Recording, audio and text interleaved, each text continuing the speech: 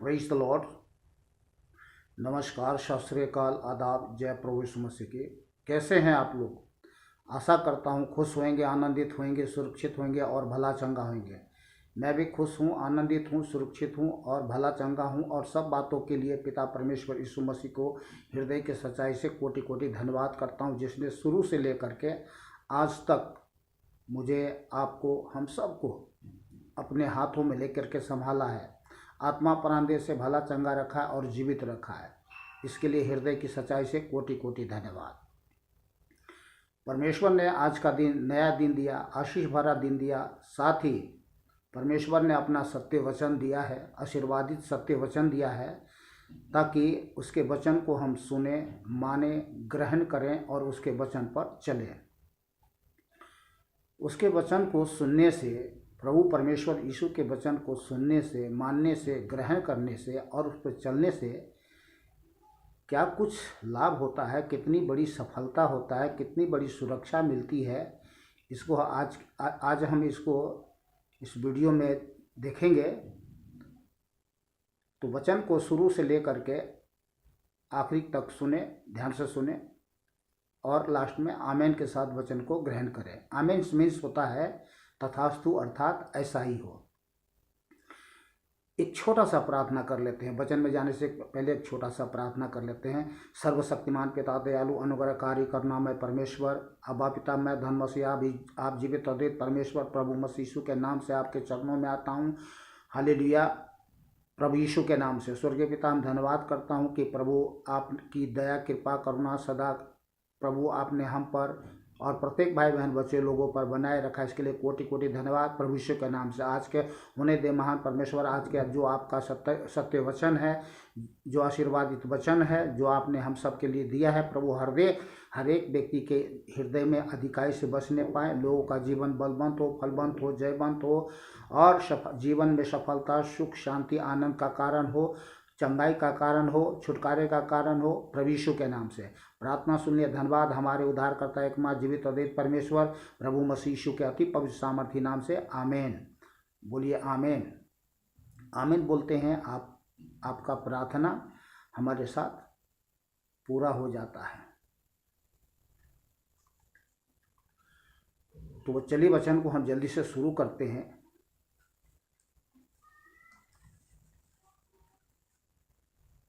वचन को जो हम सुनते हैं तो देखिए इसमें कितना बड़ा लाभ और कितनी बड़ी सुरक्षा है।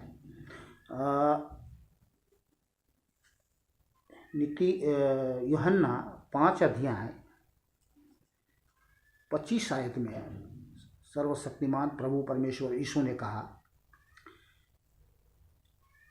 और उन सबों से, सभी भाई बहन बच्चे लोगों से आज कह रहे हैं, ध्यान से सुनिए, मैं तुमसे सच सच कहता हूँ, वह समय आता है और अब है। तो प्रत्येक भाई बहन, संसार में जितने भी आज भाई बहन हैं, बच्चे लोग हैं, उनके लिए समय अब है जिसमें मृतक परमेश्वर के पुत्र का सब सुनेंगे, और जो सुनेंगे वे जिएंगे। जो जीवित परमेश्वर यीशु की आज शब्द को सुनेंगे वे क्या करेंगे? जिएंगे। मैं नेगेटिव नहीं लूँगा कि जो नहीं सुनेंगे वो मरेंगे, नहीं। अगर आज नहीं सुन रहे तो कल सुनेंगे, पर सुनेंगे जरूर। और परमेश्वर ने अपना वचन इसीलिए दिया है ताकि हम उसके वचन को सुने और जीवित रहें।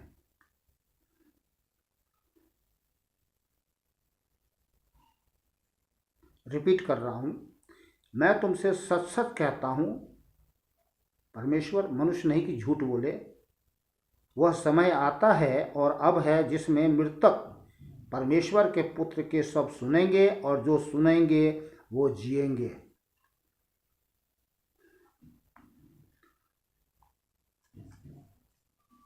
तो परमेश्वर के वचन को हम इसीलिए सुनते हैं ताकि हमें जीवन मिले। बोलिए आमेन।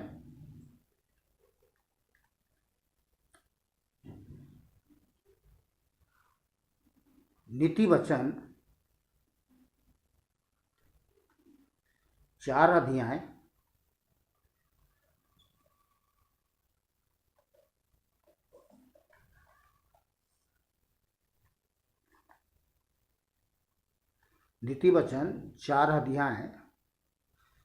10 आयत में लिखा है, हे मेरे पुत्र, मेरी बातें सुनकर ग्रहण कर,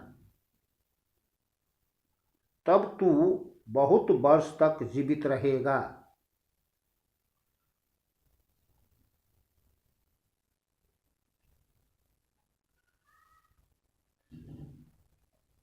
हे मेरे पुत्र, मेरी बातें सुनकर ग्रहण कर, तब तू बहुत वर्ष तक जीवित रहेगा। प्रभु की बातों को सुनना है, मानना है और ग्रहण करना है। इससे हमारी जीवन की आयु लंबी हो जाएगी। हम बहुत वर्ष तक इस संसार में जीवित रह सकते हैं। इसलिए कभी भी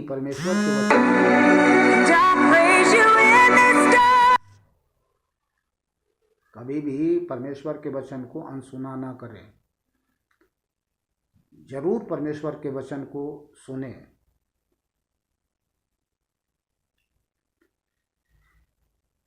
नीति वचन 4 का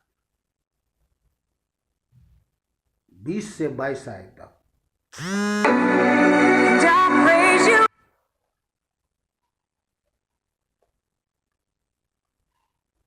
नीति वचन 4 का 20 से 22 आयत तक में लिखा है, हे मेरे पुत्र, मेरे वचन ध्यान धर के सुन और अपना कान मेरी बातों पर लगा।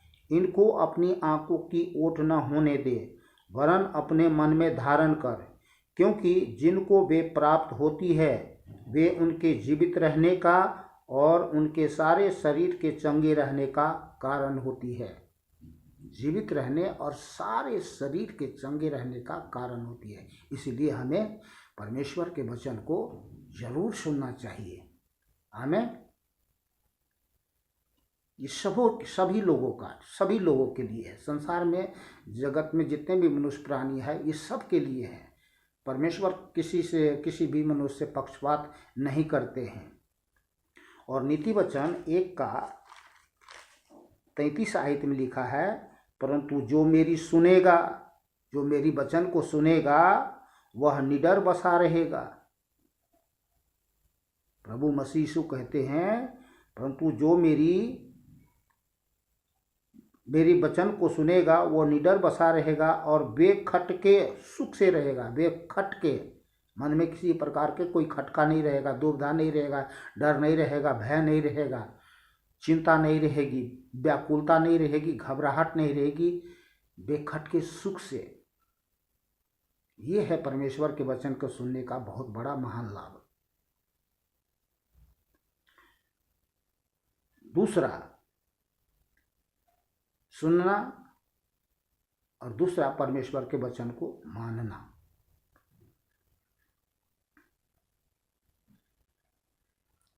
जब हम परमेश्वर के वचन को मानेंगे हमारा भला होगा। यिर्मयाह 7 अध्याय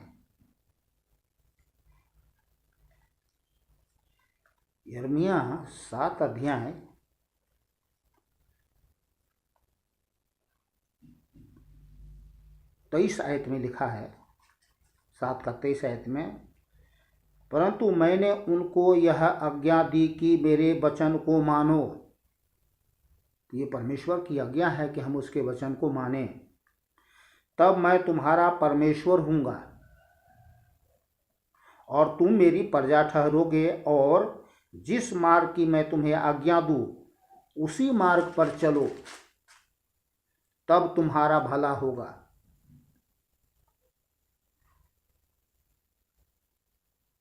तो प्रभु के वचन को सुन करके हमें परमेश्वर के वचन को मानना है, और जिस मार्ग की आज्ञा परमेश्वर देता है हमें उसी मार्ग में चलना है, तब हमारा भला होगा। नहीं तो भला नहीं होगा। क्यों नहीं होगा? क्योंकि ऐसा भी मार्ग है जो मनुष्य को ठीक जान पड़ती है और अंत में उसे क्या मिलती है? मृत्यु, मौत।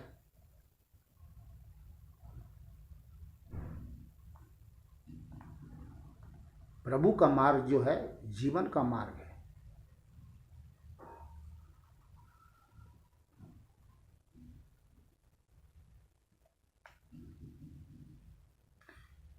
इसलिए प्रभु के वचन को हमें मानना है।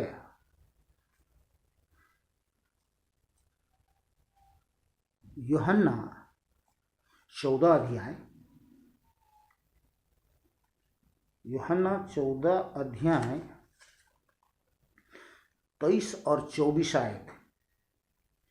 प्रभु यीशु ने उसको उत्तर दिया, यदि कोई मुझसे प्रेम रखेगा तो वह मेरे वचन को मानेगा। यदि कोई मुझसे प्रेम रखेगा तो वह मेरे वचन को मानेगा, और हम उसके पास आएंगे और उसके साथ वास करेंगे। कितनी महान बात है। प्रभु हमारे जीवन में आके वास करे, इससे महान और भली बात कुछ हो ही नहीं सकता। आमीन।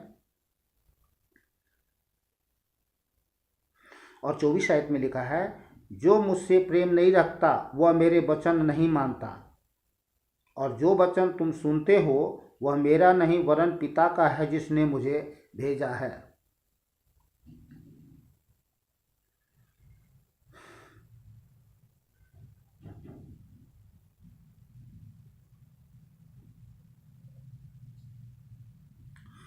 लूका 8 अध्याय 19 से 21 आयत।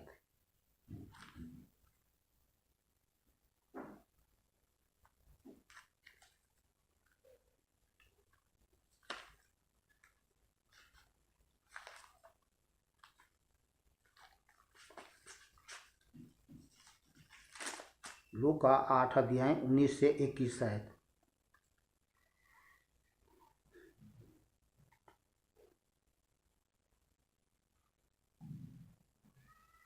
उसकी माता और उसके भाई उसके पास आए, पर भीड़ के कारण उसे भेंट न कर सके।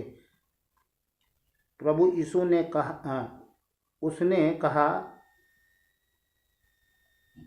एक व्यक्ति आया, और प्रभु यीशु मसीह के पास बहुत भीड़ लगी थी,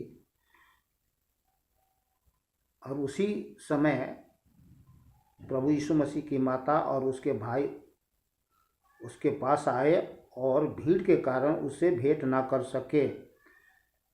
उससे कहा गया, तेरी माता और तेरे भाई बाहर खड़े हुए तुझसे मिलना चाहते हैं। कोई व्यक्ति कह रहे हैं प्रभु यीशु मसीह से। प्रभु यीशु मसीह ने उसके उत्तर में उनसे कहा, मेरी माता और मेरे भाई ये ही हैं जो परमेश्वर के वचन सुनते और मानते हैं।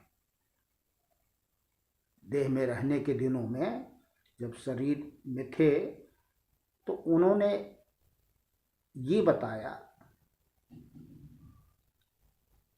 अपने ऊपर लेकर के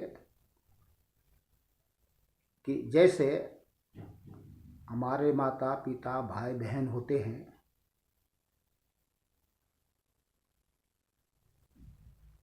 तो वैसे ही प्रभु यीशु मसीह ने कहा कि मेरे माता, मेरे पिता, मेरे भाई, मेरे बहन ये हैं जो प्रभु परमेश्वर यीशु मसीह के वचन को सुनते और मानते हैं। तो बात तो सच है। हमारे जो असली माता पिता भाई बहन कौन है?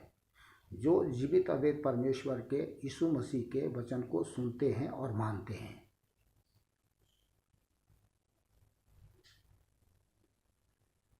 इसमें आप फर्क देखेंगे। आप परमेश्वर को जानने वाले, मानने वाले, उसके वचन को सुनने वाले, मानने वाले, ग्रहण करने वाले, उस पर चलने वाले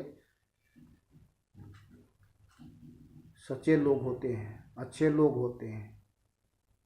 वे हमारे साथ कभी किसी प्रकार से कोई धोखा नहीं देते, झूठ नहीं बोलते, छलावा नहीं करते, बेईमानी नहीं करते, प्रेम करते हैं और जहाँ तक हो सके हमारे साथ भलाई करते हैं।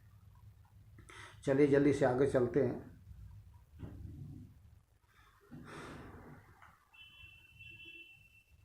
तीसरा,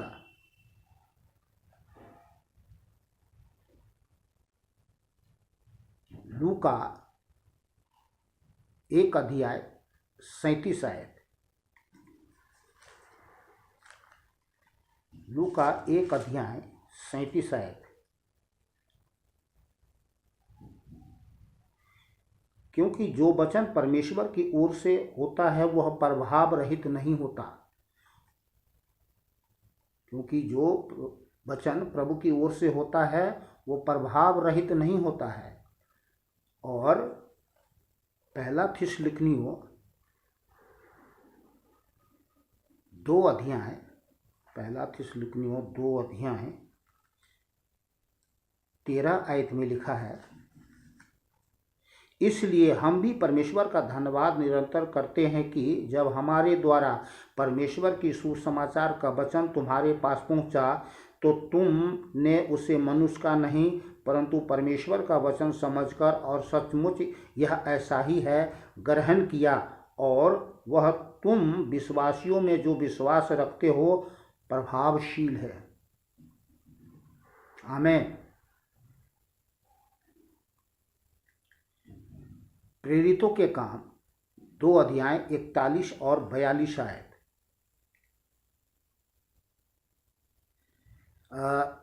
नहीं, हाँ ठीक, प्रेरितों के काम 2 अध्याय 41 और 42 आयत। अतः जिन्होंने उसका वचन ग्रहण किया उन्होंने बपतिस्मा लिया।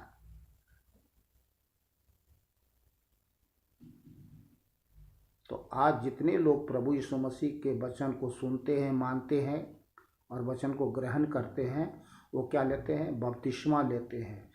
बपतिस्मा लेने का तात्पर्य यह है कि शुद्ध विवेक से परमेश्वर के वश में हो जाना बपतिस्मा कहा जाता है। और वे प्रेरितों से शिक्षा पाने और संगति रखने और रोटी तोड़ने और प्रार्थना करने में लौलीन रहे। वही हम लोग भी करते हैं।